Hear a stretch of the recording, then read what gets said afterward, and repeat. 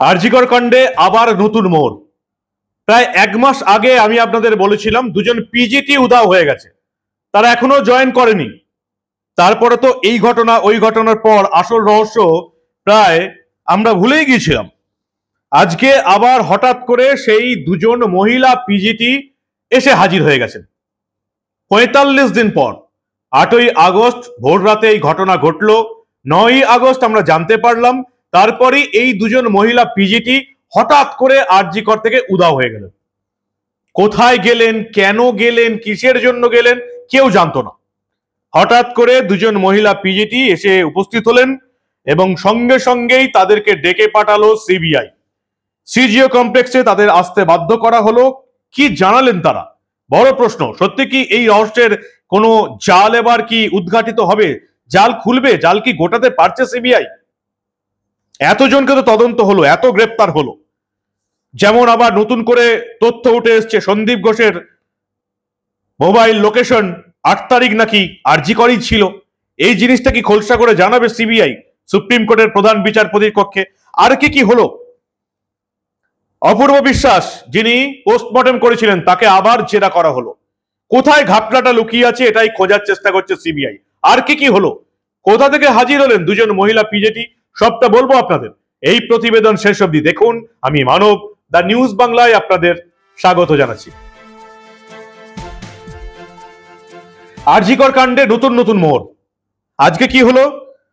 আজকে দুজন PGT doctor, দুই মহিলা ডাক্তার এসে হাজির হয়ে গেলেন আরজিকরে, যারা ওই ৯ই আগস্ট থেকে বেপাত্তা ছিলেন। ভাবুন একবার, এত বড় একটা ঘটনা ঘটে গেল, গোটা বাংলা জ্বলে উঠলো, গোটা ভারতবর্ষের লোক জেনে গেল, হাইকোর্টের প্রধান বিচারপতির কক্ষে, সুপ্রিম কোর্টের প্রধান বিচারপতির কক্ষে মামলা শুরু হয়ে গেল, গোটা ভারতবর্ষের দৃষ্টি ছিল এই দিকে।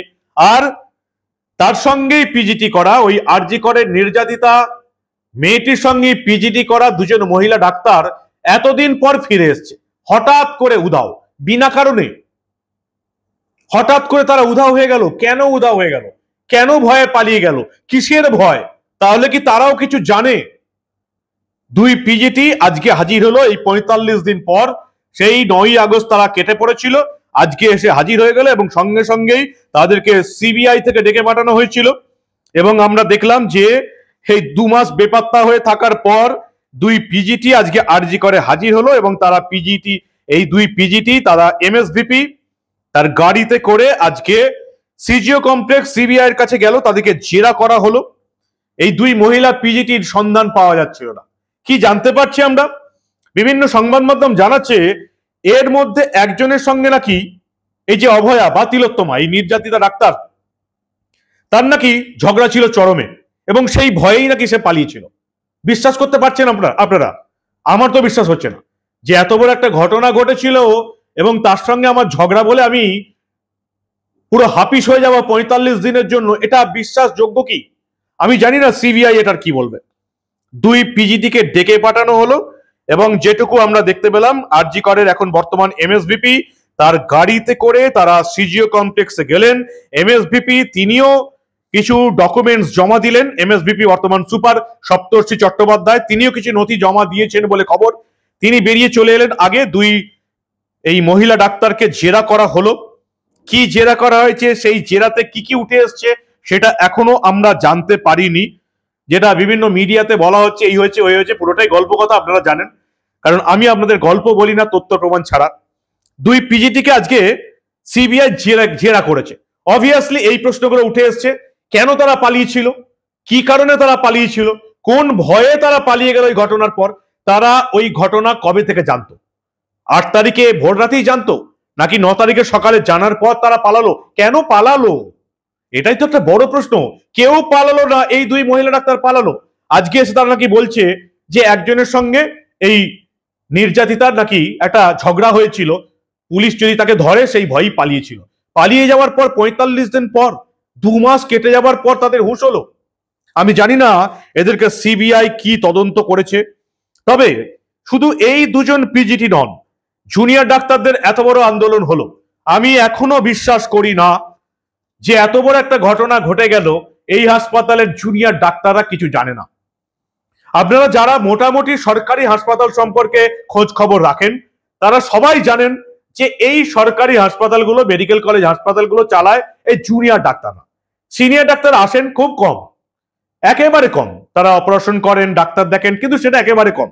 সকালের দিকে বা একেবারে সকালের দিকে সিনিয়র ডাক্তার খুব একটা পাওয়া যায় না, বা রাতের দিকে 9টা-10টার পর সাধারণভাবে, আমি জানি সিনিয়র ডাক্তার এগুলো অস্বীকার করে যাবেন, সাধারণভাবে 9টা-10টার পর আর সিনিয়র ডাক্তার পাওয়া যায় না।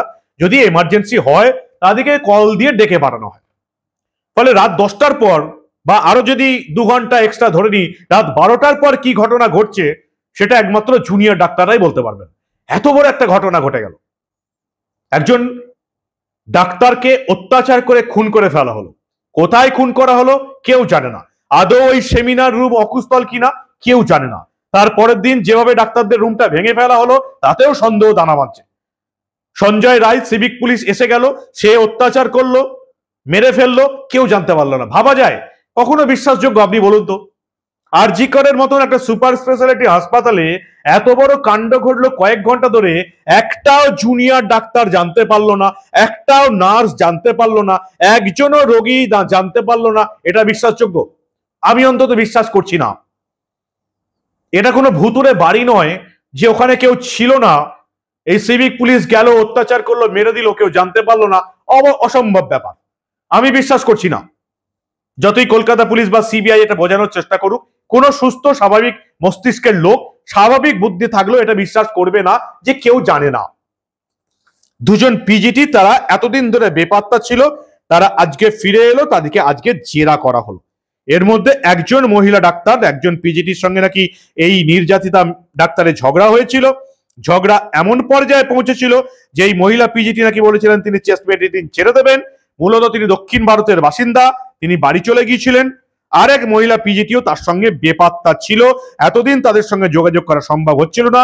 আন্দোলন থিতু হয়ে গেল, হাসপাতালে চালু হলো, জুনিয়র ডাক্তাররা এমার্জেন্সিতে ফিরলেন, তারপরে তারা ফিরলেন। কি একটা অসম্ভব কথা নয়? 45 দিনের জন্য আমরা হাফিস হয়ে গেলাম কেন? কি জানি আমরা? কি জানে তারা এই দুই মহিলা পিজিটি? সিবিআই এখন এটা নিয়ে তদন্ত করছে। অন্যদিকে অপূর্ব বিশ্বাস, যিনি পোস্টমর্টেম করেছিলেন, সন্দীপ ঘোষের কাছের লোক, তাকে আবার আজকে ডেকে পাঠানো হলো। বিভিন্ন প্রশ্ন তো আসবেই, বুঝতেই পারছেন। কেন সন্ধ্যার পর পোস্টমর্টেম করা হলো, কার নির্দেশে করা হলো, কেন শুধুমাত্র টালা থানার একজন এএসআই নির্দেশে সন্ধ্যার পর পোস্টমর্টেম করার চেষ্টা করলেন, সন্ধ্যার পর পোস্টমর্টেম করলেন এই অপূর্ব বিশ্বাস? জবাব তো দিতেই হবে, জবাব দিতেই হবে তিনি কাকে বাঁচাচ্ছেন।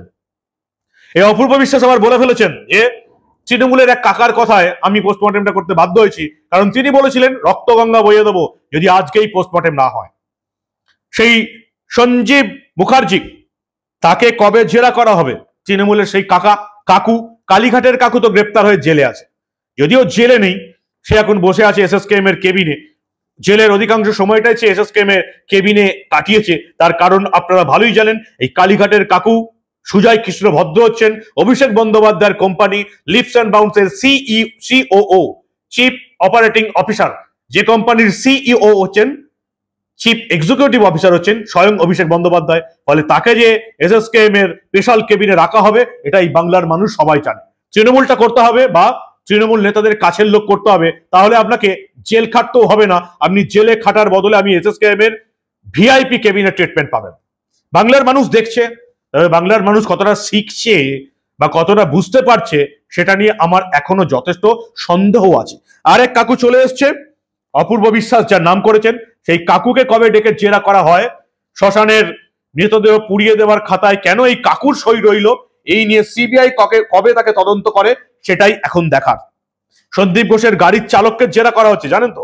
সন্দীপ ঘোষের মোবাইল টাওয়ার, বোঝা যাচ্ছে যে 8ই আগস্ট গভীর রাতে নাকি ওই আরজি কর হাসপাতালই ছিল। তারপর তিনি চলে যান ভোরের দিকে, বেলা 11টা নাগাদ তিনি ফিরে আসেন আবার আরজি কর হাসপাতালে।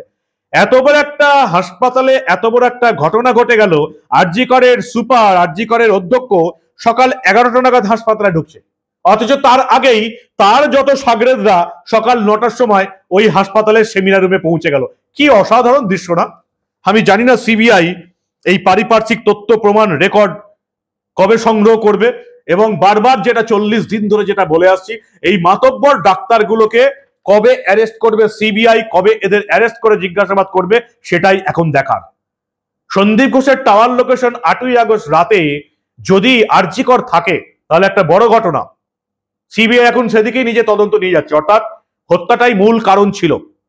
এই সঞ্জয় রায় সিভিক পুলিশ, একে ব্যবহার করা হয়েছে শুধুমাত্র এই যৌন নির্যাতন বা নির্যাতনের কথাটা সাজাবার জন্য। কিন্তু সত্যি কি সঞ্জয় রায় একা ছিল? এখনো পোস্টমর্টম রিপোর্ট অনুসারে আমি বিশ্বাস করছি না যে এই সঞ্জয় রায় একা ছিল। যেভাবে তার হাত পা চেপে ধরা হয়েছিল, যেভাবে তাকে অত্যাচার করা হয়েছে, যেভাবে তাকে আঁচড়ানো কামড়ানো হয়েছে, তাদের সন্দীপ রায়ের একার কাজ কোনোদিন নয়।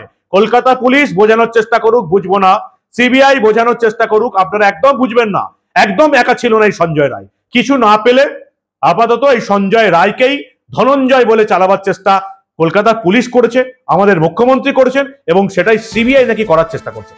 আমরা মানবো না, কোন রকমই এটা একজনের কাজ নয়, এবং এর জন্য এই তদন্ত আর কতদূর এগোয় সেদিকে আমাদের নজর থাকবে।